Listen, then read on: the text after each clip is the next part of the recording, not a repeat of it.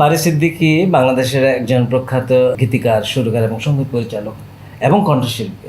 সে বারী সিদ্দিকী আমার অত্যন্ত ঘনিষ্ঠ একজন বন্ধু ছিলেন। তো তিনিও আছে, আমাদের পৃথিবীতে নেই। সে আছে, তার একটা স্মৃতি রেখে গেছেন আমার স্টুডিও। সে আমাকে এই বাঁশিটা সে গিফট করেছেন, যে বাঁশিটা আমি দেখাচ্ছি শ্রোতাদের, যে কত বড় লম্বা বাঁশি দেখেন। এই বাঁশিটা বারী সিদ্দিকী আমাকে গিফট করেছে। আমি এটা আমার স্টুডিওতে যত্ন করে রেখেছি। তবে সবচেয়ে বলার যেটা, যে অনেক বংশীবাদক আসে আমাকে বলে, যে যখন আমি বলি এটা বারী সিদ্দিকী বাজাতো এবং আমাকে এটা গিফট করেছে, তখন তারা এটা ট্রাই করে, এখান দিয়ে এভাবে ধরে এটা ফু দিয়ে দেখেছে, আরে কোনো শব্দ হচ্ছে না।